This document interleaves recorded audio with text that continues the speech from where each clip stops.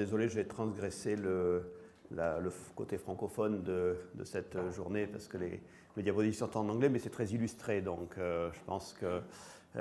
et puis effectivement, c'est une expérience personnelle qui est assez importante. Donc, bon, on distingue les embolisations de prothèses et puis les embolisations d'autres choses. Je vais passer sur les embolisations de coil, là, parce que le temps n'est quand même pas limité, puis en général, c'est relativement simple à récupérer. Chez l'enfant, le risque d'embolisation est quand même assez fréquent, surtout avec les stents, jusqu'à près de 8%. C'est sur la publication. Et par contre, c'est moins de 1% avec les devices, les prothèses de type Emplatzer. Et puis, bien sûr, ceci est, on va dire, est le dénominateur de l'expérience de l'opérateur qui a beaucoup plus d'expérience à mettre des prothèses qu'à les enlever en général. Donc, moi, j'ai eu la chance, entre guillemets, de vivre ça assez tôt dans ma carrière. Donc, j'ai pu être conscient du problème et cumuler une bonne expérience. Et vous voyez, sur le taux de récupération, il y a eu des publications qui se sont posées la question de taux de récupération. Il est quand même assez variable, donc 30%, près de 30% des patients qui peuvent être opérés dans certaines publications, et 96%. Alors moi j'ai plutôt la chance et peut-être aussi la pertinence d'être dans cette fourchette haute. Donc on va parler rapidement de divers types de prothèses. Alors les prothèses de CIA, c'est à peu près un patient sur 200. Et moi, ça m'est uniquement arrivé dans les berges postéro-inférieures déficientes. Je n'ai jamais eu d'embolisation en dehors de ces cas de figure. Par contre, j'ai donné des fois des coups de main. La cause la plus fréquente, c'est une sous-estimation de la taille de la prothèse. Il y a une espèce de terrorisme intellectuel avec les risques d'érosion qui font qu'on incite les gens à mettre des prothèses un petit peu sous-sizées. Et je pense qu'il ne faut pas faire ça, il faut mettre simplement la bonne taille. Mais en tout cas, à chaque fois que j'ai dû donner un coup de main, c'était toujours une prothèse dont la taille était sous-estimée. Donc il faut quand même penser à ça. Et effectivement, quand tu as une déficience de la berge vers la veine cave inférieure, même si on positionne très correctement la prothèse, eh bien, elle va glisser vers la veine cave inférieure. Donc ça aussi c'est logique. Il ne faut bien sûr pas fermer, c'est les seuls CIA qui sont vraiment contre-indiqués à la fermeture. Alors ça, c'est un exemple de la semaine dernière, un de mes confrères qui avait un bébé de 7 kg qui était un ancien prématuré avec une bronchodysplasie. Et c'est le genre un des rares cas où il faut vraiment fermer ces CIA. Bon, malheureusement, il s'y est mal pris. Et donc, il m'a demandé un petit coup de main. Alors, vous voyez, j'ai pris une gaine. Alors, je lui avais demandé de mettre une gaine plus large. Il n'a pas voulu parce que le bébé était petit. Donc, après, en montant une gaine une JR, on arrive en 4F et un lasso de 10 mm. En général, on arrive à attraper la queue de la prothèse. Mais le problème, c'est que du coup, on n'arrive pas à la rentrer dans la gaine. Alors dans ce cas, ce qu'il faut faire, c'est simple. Il faut je l'amarre dans la veine cave inférieure et puis je vais attendre, je vais la larguer dans la veine cave inférieure, mettre une gaine plus grosse.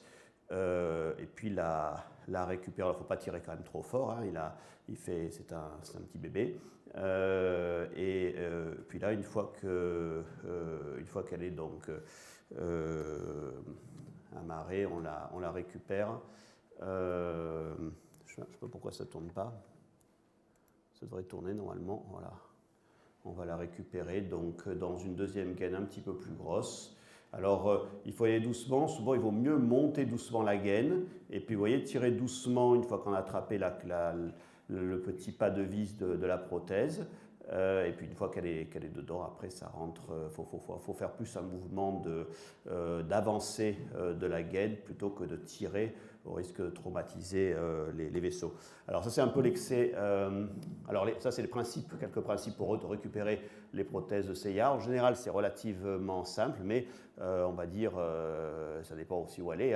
Donc, il faut prendre des gaines 2 ou 3 French au-dessus. Alors, il y a les gaines Cook, mais moi je vous conseille plutôt d'ouvrir simplement une gaine de CIA de taille plus importante parce que les gaines sont plus rigides, donc c'est finalement plus facile de rentrer la prothèse que de prendre une gaine Cook qui va être très flexible. Donc bon, il faut que la prothèse soit stabilisée quelque part et puis orienter donc le pas de vis vers le lasso.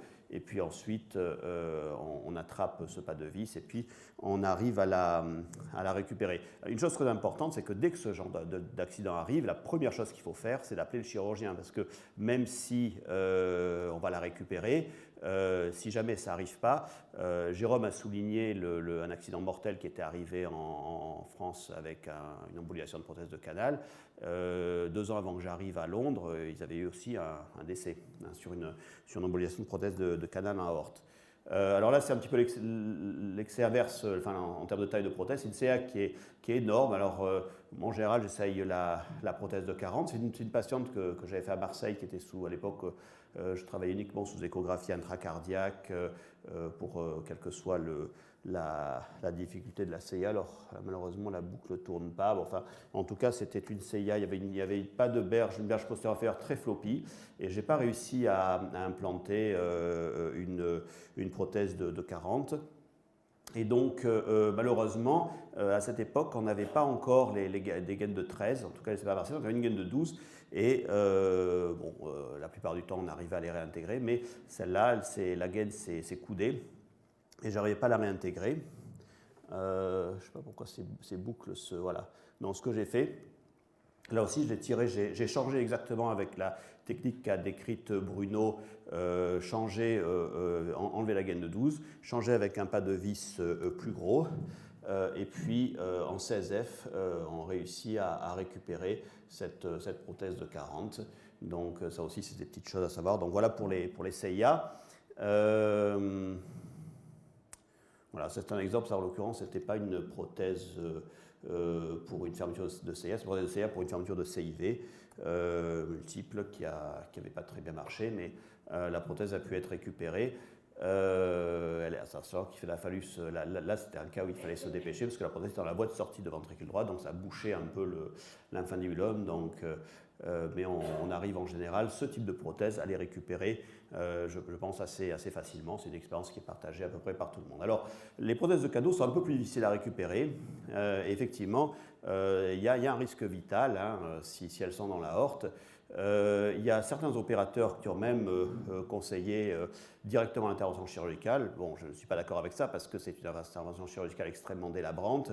Et deuxièmement, le taux d'embolisation dans des études de plusieurs centaines de patients, il est très très faible. Alors, ce n'est pas tout à fait mon expérience. Alors ça, c'était il y a une quinzaine d'années, et ce n'était pas moi qui faisais cette fermeture de canal, c'était une de mes consoeurs, et elle n'avait pas du tout positionné la prothèse dans le canal, elle avait positionné la prothèse à l'entrée du canal. Et donc vous allez voir c'est une image qu'on pourrait mettre dans comme mauvais exemple, mais vous voyez comment hop, elle part directement dans l'aorte. Donc c'est une 8-6, et donc là aussi on a utilisé la technique de lasso, un lasso pour la stabiliser par en dessous et puis un lasso pour l'attraper par au-dessus. Ça a bien marché, et puis j'ai ensuite repositionné exactement la même prothèse. Et vous allez voir la différence. Donc là, on voit bien la taille de guêpe. Malheureusement, on ne voit qu'une fois l'angio. Je vous la remontre. Et donc, ça a été une récupération efficace avec la même prothèse. Alors ça, c'est un autre cas que j'ai eu, un petit patient toulousain qui avait été envoyé il y a 7-8 ans pour un gros canal sur une arche aortique droite. Donc c'était un canal très particulier qu'on avait beaucoup de mal à voir. À un moment, je me suis même demandé si ce n'était pas une espèce de fenêtre aortopulmonaire. Toujours est-il que j'ai positionné une prothèse de 8-6 qui était mise de manière un peu bizarre, mais le résultat semblait bon. C'est une grosse aortique droite, et vous allez voir que... Alors ça, c'était 3 semaines après, mais il y a une angio qui montre que Ah non, il n'y a pas l'angio. Bon, enfin, en tout cas, moi, il n'y avait pas une goutte de shunt, mais toujours est-il que 3 semaines après, elle est dans l'artère pulmonaire droite. Alors, vous voyez, l'angulation est assez difficile. Donc là, même si on monte une grosse gaine, c'est un enfant qui fait 7 kg, on ne peut pas directement la récupérer. Il faudrait monter une gaine de 10F ou 11F, ce qui est un petit peu difficile à ce poids-là. Donc ce qu'il faut faire, c'est récupérer la prothèse et puis à ce moment-là, la laisser s'aspirer. Il ne faut pas la tirer, il faut la laisser s'aspirer lors d'une systole. Et elle va se laisser aspirer ensuite dans le ventricule droit par la simple gravité de la gaine. Et puis ensuite, pareil au niveau de la tricuspide. Et donc après, il a fallu de nouveau la positionner, la parquer dans la veine cave inférieure. Puis avec un deuxième lasso, finalement, ça c'est pour vérifier qu'il n'y avait pas de dégâts. Après, avec un deuxième lasso, on réussit à la récupérer. Voilà, vous allez voir, avec un deuxième lasso, ça fait un beau filtre cave, hein, celui-là il est efficace. Alors attendez, voilà, donc après on vérifie que les veines sont intègres. Et puis après, j'ai finalement refait cet angio du canal et puis j'ai implanté une prothèse de CIV qui cette fois a très bien marché. Quelques années après, il y avait une petite obstruction sur l'aorte et quelques années après, ça s'est résolu par la croissance du patient. Donc la prothèse de CIV, ça peut être une bonne alternative à la prothèse de canal, il faut y penser. Plus récemment, là, c'est un petit trisomique qui avait une HTAP qui paraissait donc accessible, restait infrasystémique avec un gros canal et un enfant de 6 kg. Donc là, par contre, on essaie de ne pas se louper. Et puis, vous allez voir, dans ces cas-là, j'ai choisi de mettre, là, c'est la vue en OAD. Et puis là, j'ai choisi, ça c'est la vue de profil, donc c'est un canal qui paraît être accessible. Et je mets une prothèse de 6,4. Donc, vous voyez, il y a beaucoup de shunt. Et puis, ce que je fais en général, je fais ça assez souvent, j'attends une dizaine de minutes, j'ai fait ça peut-être des centaines de fois et ça n'a jamais posé de problème. Et là, la prothèse, il y a une petite taille de guêpe, elle est bien positionnée, donc je la largue. Et puis il y a bon résultat, on n'a pas de souci particulier immédiatement, mais l'enfant va, en remontant en réanimation, faire une poussée d'HTAP suprasystémique. Il va chuter beaucoup en saturation, on va l'intuber. Et puis, 4 heures après, je suis désolé de la façon dont on tourne les vidéos, malheureusement. 4 heures après, on voit donc sur l'échographie, on n'y voit rien d'ailleurs, mais on voit en gros que la prothèse est correctement placée. Par contre, le lendemain, elle commence à basculer dans l'aorte et le surlendemain, elle est complètement dans l'aorte. Voilà, on la voit là, elle est complètement dans l'aorte. Donc on reprend le patient au cathétérisme et effectivement cette prothèse est dans l'aorte. Et alors à ce moment-là, sur un petit poids comme ça, je pense que, bon, moi j'ai pas hésité à mettre un 7 ou 8F dans l'artère. Parce que je pense qu'il ne faut pas essayer de le récupérer par au-dessus, surtout qu'il faisait des poussées d'HTAP, donc si on s'amusait à mettre des cathéters dans l'artère pulmonaire à travers le canal, c'était très mal vécu. Hein, donc j'ai vite pris la décision de la récupérer par en dessous, et puis je l'avais quand même snaré par au-dessus pour la stabiliser, parce que là il n'y avait quand même pas beaucoup de sang qui passait, et puis finalement j'ai récupéré les deux, j'ai récupéré les deux ensemble. Hop, on va y arriver. Voilà, on récupère le guide par l'autre côté, assez doucement, parce que c'est l'extrémité est rigide pour pas que ça fasse fil à couper le beurre. Et puis donc l'évolution a ensuite été favorable. Je n'ai pas fermé immédiatement le canal en raison de ces problèmes d'HTAP, puis finalement on l'a mis sous sildenafil et puis ils n'ont pas voulu que j'y retourne, donc on l'a fermé chirurgicalement avec un bon résultat. embolisation de prothèse de CIV. Le taux est 1,2% sur la publication de Mario Carminati. Je vous montre un exemple. Alors ça, c'est un exemple assez particulier. Bon, c'est un patient qui avait une atrésie pulmonaire avec CIV, qu'on a décidé de corriger à l'âge adulte à Marseille sur un poumon unique. Je pense que c'était une mauvaise idée, parce que d'une part, il avait une CIV résiduelle membraneuse que j'ai fermée avec une prothèse musculaire ici. Vous voyez la prothèse ici. Il y a aussi 2 prothèses de PFO parce qu'il avait des shunts résiduels avec une cyanose. Et 2 mois après, alors que la prothèse était parfaitement bien positionnée, 2 mois après, la prothèse a foutu le camp dans l'aorte. Alors, c'est des radios de thorax, parce qu'en plus, le patient avait des tiges de Harrington, comme vous le voyez, donc c'était pas très facile au niveau géographique. Mais enfin, bon, le scanner, il montre bien que la prothèse...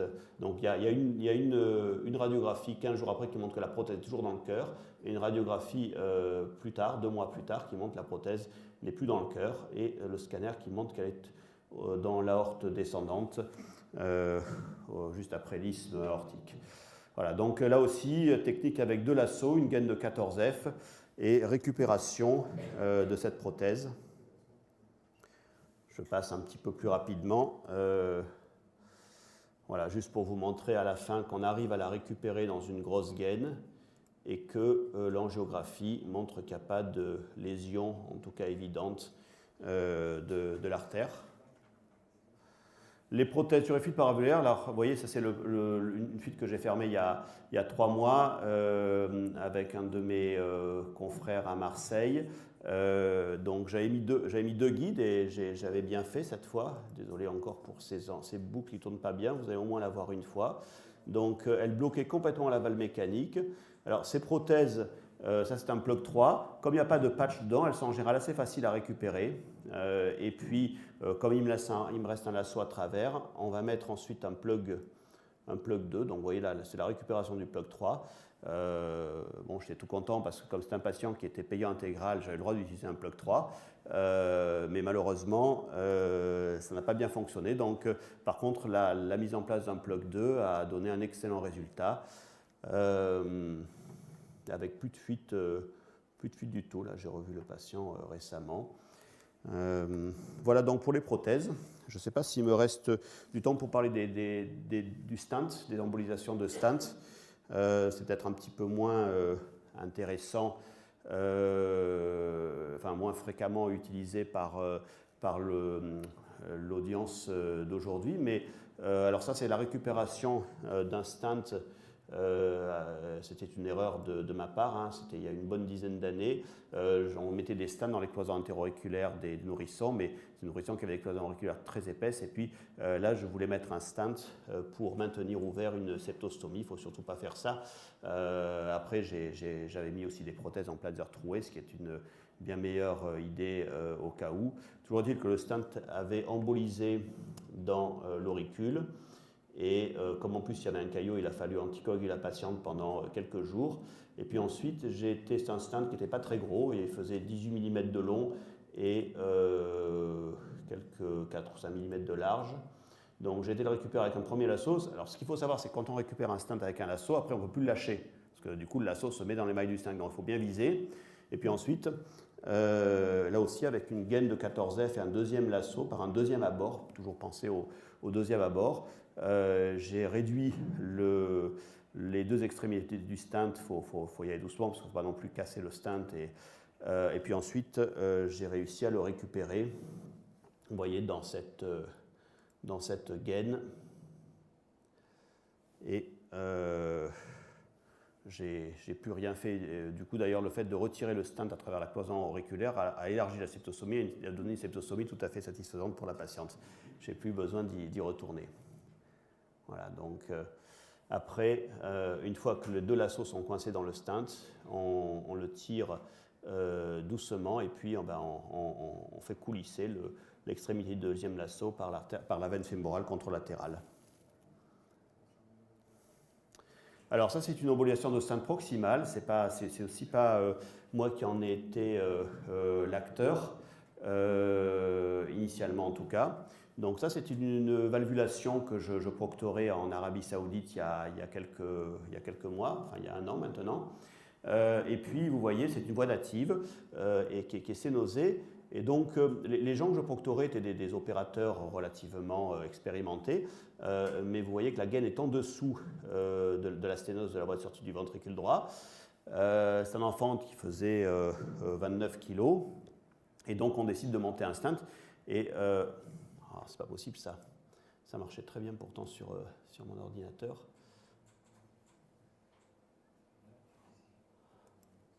Donc on décide de monter un stent couvert. Pourquoi d'ailleurs un stent couvert? Bon, ils avaient qu'un stent couvert. Ils n'avaient pas de... Enfin, en tout cas, en stent CP, ce que l'on utilise avec un seul stent couvert. Donc, voilà, il y a le stent qui monte à travers la gaine, mais surtout, on se rend compte d'une chose, c'est que d'une part, le ballon est en partie sorti du stent. Alors, c'est un double ballon, on peut encore récupérer ça. Moi, j'aurais conseillé immédiatement de ramener le tout et de ressertir le stent. Ils n'ont pas voulu faire ça, et en plus, ils étaient en dessous de la sténose. Donc, ils ont largué un stent couvert. Voilà, donc il y avait un type qui était très sympa, mais il était complètement hors de contrôle.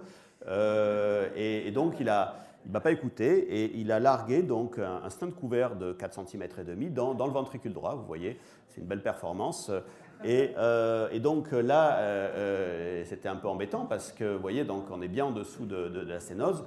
Alors comment faire pour récupérer ça? Le stent est trop gros pour qu'on le ramène, il est dilaté, on ne peut pas le ramener à travers la tricuspide et à travers, il est plus gros que la veine cave inférieure.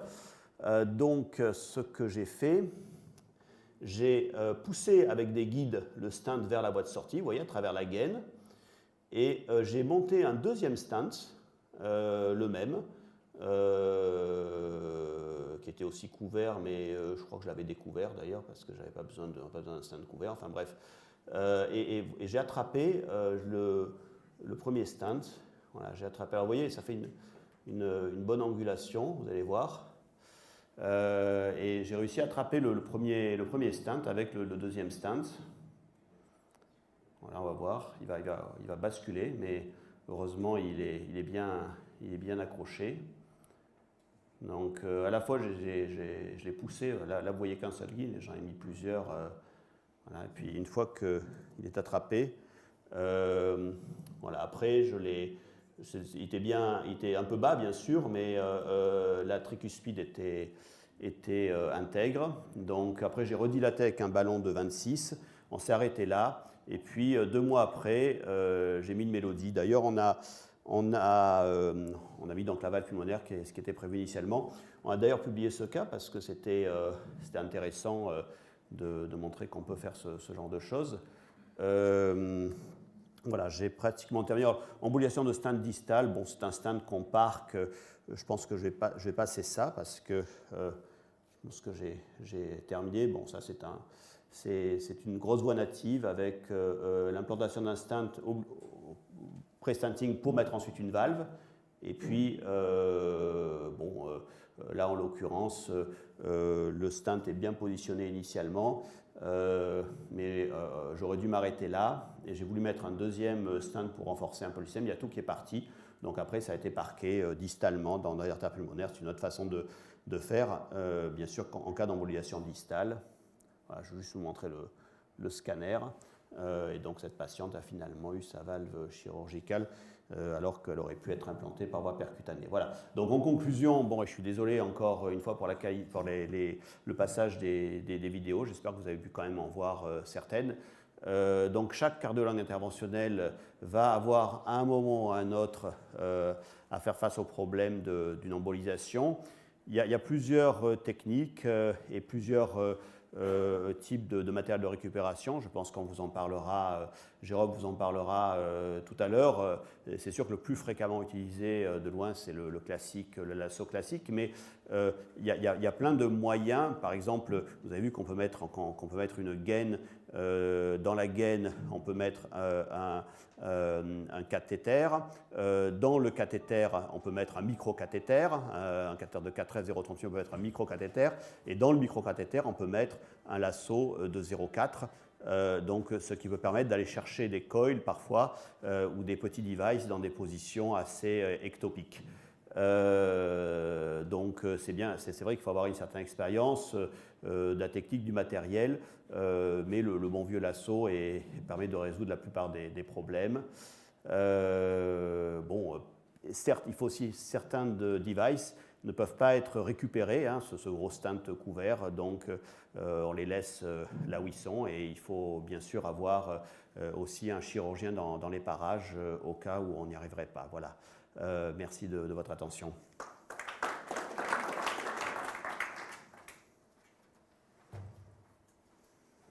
Je suis désolé pour ces vidéos, je ne sais pas pourquoi ça ne passait pas. Voilà. Est-ce que vous avez des questions ou des remarques particulières ou Claire?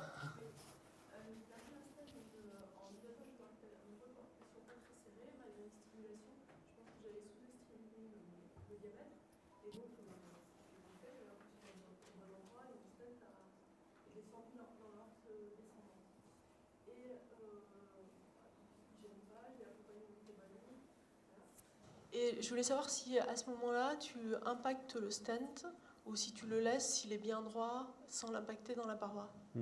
Je l'impacte. Je l'impacte parce qu'on ne sait jamais, il peut migrer ultérieurement. Si jamais il est flottant, suivant le type de stent que c'est, quand c'est un CP, les extrémités ne sont pas très traumatiques, mais si c'est un EV3 par exemple, on peut se couper avec l'extrémité de ce stent. Donc je l'impacte toujours. Je l'impacte toujours parce qu'au moins on sait où il est et a priori il n'y aura pas d'autres dégâts. Enfin, ça m'est arrivé 2 fois, hein, mais à chaque fois je l'ai impacté. D'accord. Là, je pensais faire ça. J'ai demandé au chirurgien si je gênais pas à cet endroit-là.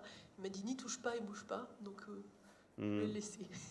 Après, s'il est coincé, s'il est de la taille exactement du vaisseau, et ce qu'il ne faut pas, c'est qu'il bascule comme ça, et parce que là, ça peut quand même être traumatisant, ça peut quand même éroder la paroi. Bougeait, il a bougé sur le ballon, donc j'ai dégonflé mon ballon tout doucement et je l'ai laissé pour qu'il tombe doucement le plus droit possible. Voilà, donc après. Merci. Juste une toute petite remarque pour tout le monde au sujet de ce qu'on rattrape dans l'artère pulmonaire avec un lasso. Il faut faire très attention en le tirant au travers de la tricuspide. De nombreuses personnes ont eu des accidents avec là, ça doit toujours être protégé. C'est-à-dire qu'il faut, quand on rattrape quelque chose dans l'artère pulmonaire, il faut absolument que ça soit rentré dans une gaine. Parce que quand on passe la tricuspide, ça se prend entre deux feuillets de la tricuspide et ça l'arrache. Ou alors il faut boucler dans la pointe du ventricule droit et repartir comme ça dans la tricuspide. Voilà, alors effectivement, des fois on ne peut pas le faire. Bien sûr qu'idéalement, il faudrait que ça soit dans une gaine, mais là je vous ai montré un exemple où on ne pouvait tout simplement pas le faire, suivant la taille et le poids de l'enfant. Et je vous ai bien dit, il ne faut pas tirer. Il ne faut pas tirer. C'est-à-dire qu'en fait, il faut faire un petit mouvement de rotation. Tout ce que vous pouvez faire, c'est un petit mouvement de rotation avec la gaine et de manière à favoriser son aspiration, aussi bien dans la pulmonaire que dans la tricuspide. Bien sûr, si on peut le rentrer dans une gaine, c'est ce qu'il faut faire. Mais des fois, on ne peut pas, et ça n'empêche pas que ces devices sont récupérables. Moi, je l'ai fait un certain nombre de fois à travers la pulmonaire et la tricuspide. Bon, en général, ça ne pose pas de problème majeur, mais c'est sûr qu'il ne faut surtout pas tirer. Autre question? On va continuer dans les leçons issues de l'expérience sur l'extraction des corps étrangers avec cette fois-ci Philippe Renaud, Marianne Long.